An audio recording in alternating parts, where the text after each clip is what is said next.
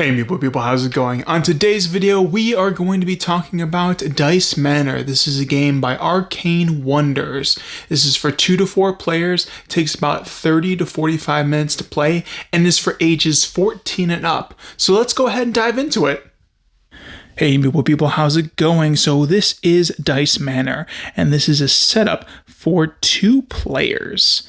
And we're going to go ahead and give you a quick overview of how Dice Manor works and let you decide if this is a game for you or if this is a game you're going to pass. Hopefully not. I really enjoyed this one. I'm getting a little ahead of the pros and cons, but it's a little bit of other games that I've played before, but it's come in a way that I really enjoy.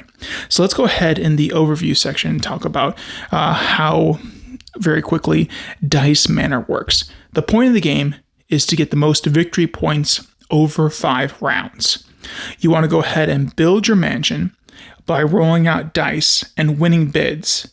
A little quick is basically have more dice at that location than your opponent, and you will collect parts of your manor to expand your manor, because this is all you start with, this little bitty spot. And also some advertising so you can get more victory points and then more dice. So in future rounds, you can go ahead and roll out more so you have more chances to bid higher against your opponent. So let's go ahead and go through what a round looks like. First is the bidding phase. You're going to go ahead and take all of your dice. You're going to roll them out. And then you, as the active player, this is the first player, so the active player right now, you're going to pick one number, and then you're going to take all those dice of that number. So say we picked 1. I'm going to go ahead and separate that. And then we said, okay, we're going to use the 1s. You can put the 1s any place on the board. There is the blueprints parts, where these are parts that if you win at the end and go into the collection phase and you have more dice than your opponent, then you will go ahead and collect that specific room. Or you can go into advertising. This is where there's a first, second, and third. Third, you can have as many people in that spot as there are players. So that will go ahead and allow you to, at the collecting phase, is when you're going to get your points for moving your houses towards your dice over here. They'll get you some instant points. So every time they move onto one of these houses, that's how many points you'll be getting. And then it depends on first, second, or third, how far you move. If you move at all, some spaces don't let you. And then also the dice will move towards your houses as well, depending on where you fall in the bidding track. So, and then the last but not least of the places that you can go is your own manor. You can see there's a little die area at these pieces to your manor. In later rounds, when you have built up your manor a little bit more, you will be able to go ahead and put your dice down and get more points during the round. So you can go ahead and give yourself more chances at the end of the game to have a better chance of winning.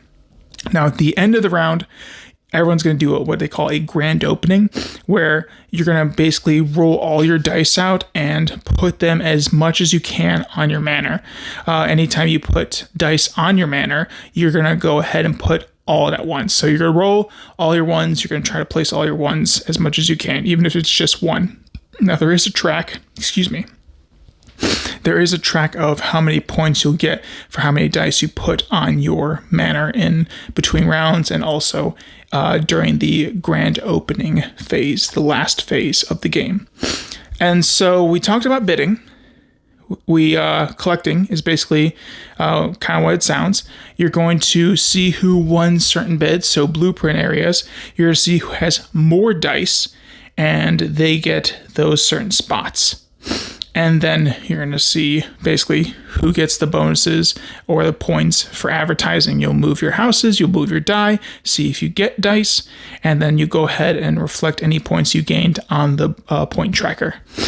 And then last but not least, you're going to go ahead and build, or I guess not last, second to last, you're going to go ahead and build. So all the pieces that you've collected, you're going to go ahead and build your own manor.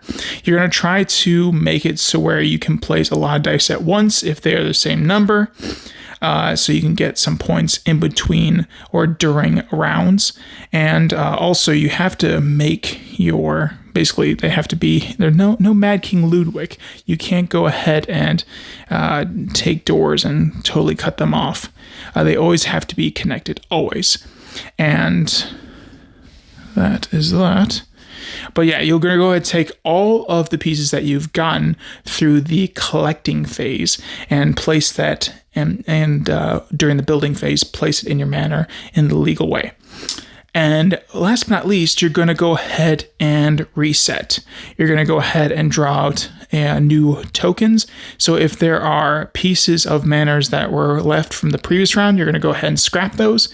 And then you're going to go ahead to the piles and put one token out at each spot. And then you're going to go ahead and any dice that you've had, you're going to collect all those. And then you're going to go ahead and start the next phase of bidding, the next round. Now that first player token is going to go to the other player, and then they'll be able to be the first player, so they get some sweet benefits and see, like, this what they want and how they can get into it first for bidding. And I'll go back and forth. Now you have 4 rounds of this, and then after the 4th round, you're going to go into the 5th round, and that's the special round of the grand opening. You're not going to do anything you did in the previous round. You're not going to bid. You're just going to go ahead and do that action I was telling you about earlier, where you can go ahead and roll and put dice in your manor. That's all you're going to be doing. So hopefully you can place your dice in your manor, because if you can't, then you have unhappy guests they have to place off to the side, and those are going to be negative points, or they're going to be negative points, or they're going to be points that you don't get to score, which is very not good. It's not really not good in this game. So yeah, that is a rundown, dirty explanation overview of Dice Manor. There are a plethora of other videos. Again, I'm going to link. I'm going to put the BGG link in the bottom of this video, in the description of this video, so you can go ahead and learn much more about it. Let's go ahead and talk about the pros and cons about Dice Manor. This is something that I'm really excited for. I don't have many cons, if any at all. It's more probably preferences of player, what players like in their game. So yeah, let's go ahead and get into those pros and cons. All right, people. So the pros and cons, the things I liked about Dice Manor and the things I didn't like about Dice Manor. Let's go ahead and start with the things I didn't like about Dice Manor. The only things that I could say that I wasn't really pleased with is there is a lot to keep track of, and I'm always kind of, this is a double-edged sword. I'm always kind of hesitant of bidding games. Usually they don't work well for 2 players, so that's another thing that's always kind of like, you can kind of see within the 2-player game that bidding doesn't always work out, or it's pretty cut and dry of who's going to be able to get this and who's going to be able to get that. And there was only a few times that we actually kind of fought over something as we were rolling out dice and placing them out to be bid and to be kind of fought over. But other than that, for the bidding, it works. Still works pretty well for 2 players. I think that was something that I just thought was woof. Like, I was a little nervous because I was like, oh boy, like bidding with 2 players. I don't know how that's going to work, but they made it work within this game. So any other kind of cons I would have for people is basically, if you don't like kind of juggling a bunch of things in your head, there is majority scoring for certain types, or having each type, and the majority scoring for colors. Those are a couple things while you're rolling out, and also making sure your numbers within your rooms will help you during the grand opening and also during rounds when you're placing dice there. Because like I was saying, placing dice in that round will actually get you points based on how many dice you place out. If you don't, there are these little tokens that I really enjoy, that are tokens that basically will go up or down in the number and also they can wrap. So if you have a 1, you can go to a 6. If you have 6, you can go to 1, which I think is really cool. Another thing about those little tokens that you probably saw as I was doing the little quick and dirty overview is that you can use one of those tokens to re-roll as many dice as you want. So you can go ahead and modify a few, and then if you have another one, you can go ahead and re-roll as many as you want, which is really cool. There's a lot of mitigation in this game, which I think was a good thing, a good call in the design. So again, I didn't have really too many cons to this game. I just think there's a lot to keep track of, and bidding's always kind of like I don't just sometimes it doesn't really work during 2 players. But let's go ahead into the pros. Let's end this video off in a good way, because I really do think that I would recommend this game to people, to certain people. Obviously, some people start looking at the rooms, they're like, oh, there's the Mad King Ludwig thing, and maybe I don't like that. But I would say in this game, it's more forgiving. Well, not more forgiving, because you could block rooms off in the Mad King Ludwig game.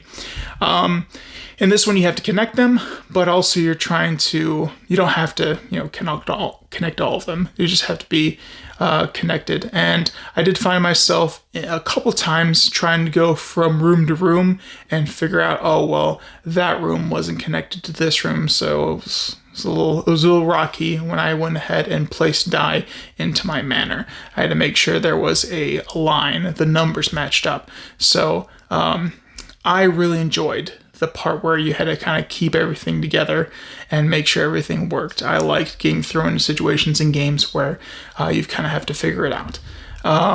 Another thing I liked is the tokens. I was talking about the tokens earlier. The tokens, I just really enjoyed them. There was multiple chances to get the tokens. They weren't just like one up, one down. You could seriously re-roll as many of your dice as you wanted to. And I enjoy games that you go ahead and you would chuck dice and you can pick how many dice you want to use. And with that, it's nice because you can be like, okay, my opponent has so many dice and I have more dice. If I just use this one, then okay, I can go ahead and do this. But then the bidding aspect comes in, which I was a little nervous about, but then got excited about because it was something that I could kind of mull through, work through. But then another, going back to the cons real quick, is there could be some analysis paralysis where you're thinking about your move and you're thinking about too hard. You're trying to see what kind of where you're placing your rainbow rooms. There's wild rooms. Every room attached to that room will add to the color majority at the end of the game, which is pretty cool. And so there's a lot to juggle within this game. And if you're up for that, great, it's going to be there. And if that's something that you don't really like, not saying, just because a game is straightforward that there isn't much strategy, but this one has a lot going on and a lot to keep track of, which I enjoy. Not all people do, but that's a pro for me. And last but not least, I really like putting the rooms together. The rooms together were nice, and another strategic step. Another thing to kind of mull over is, okay, if I place this many dice in this way, then that's going to give me so many points in this round. And then at the end of the game, when it's the grand opening where you're trying to roll all your dice and put them in your manor and still get some points while you're trying to, trying to put them in there, get the most points, because the scoring bracket still applies to the last round, which is cool. There's a lot of opportunities to get a lot of points in between rounds or during rounds in this game. So yeah, I really like this game. I enjoyed it. It's a game that's going to stick in our collection for a while. Another thing is, when you get the chance to play this game, it is going to be a little bit of everything.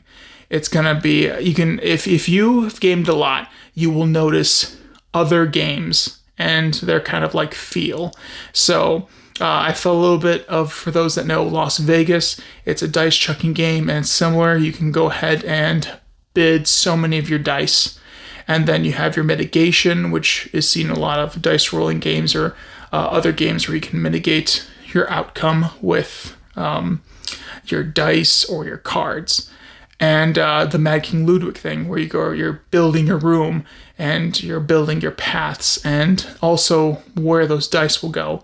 And so it's a little bit of everything. And it's something that I really enjoyed. Some people might not, but that was just kind of a nice little treat throughout the game that I was like, ooh, this is kind of like this game. Ooh, this is kind of like that game. But I also like those games. So if those are games that you don't like, that's probably going to be a con because you're like, oh, that game, oh, that game, oh, that game.